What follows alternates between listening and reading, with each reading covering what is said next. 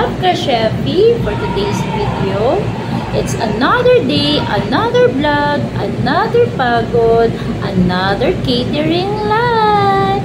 Let's go!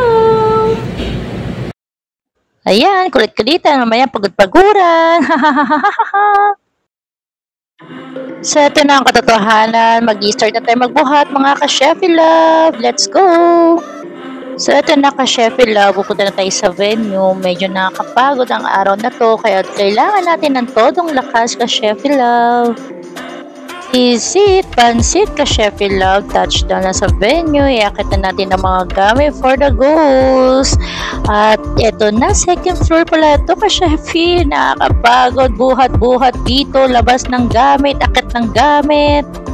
Na the moment of truth, the backdrop, the setup. Nako, Chefy, ito ang pinakamahirap. Ang mag-ayos ng mga balloons, ng backdrop. So, kailangan natin bilisan dahil may oras tayo. Alam mo naman sa Resebash, mahalaga ang oras at commitment kung anong oras ang start ng event. Kaya, for the go, syempre, back to back yan. Syempre, Ka-Chefy, luto-luto ang Chefy nyo dito habang ang team setup tapos na.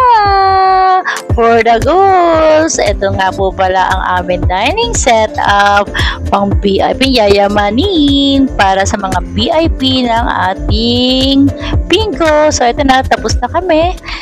Picture na si client, mukhang nasaya si client. Uulit to, promise. Charot!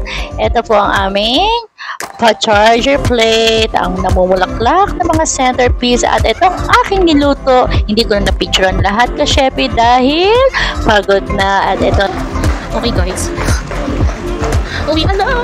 Magsasanggit na kami. Na, dito nagtatapos ang aming catering live. Ganda-ganda at kahit pagod-paguran, hindi natin ang service. Ito na buhat ang walang hanggan.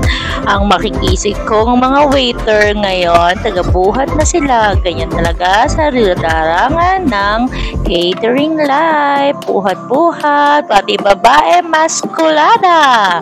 See? Yan ang aking service crew kanina. So, kanina maganda ako. Ngayon, eto na ako. Pagod. Wasak. So, thank you pala, Besh. Eto, magpansit canton kayo. So, happy life. Catering life. Manpower's life. That's all, Ka-Chefy love. Resebash Club Corporation. Please message at Facebook page. Bye-bye.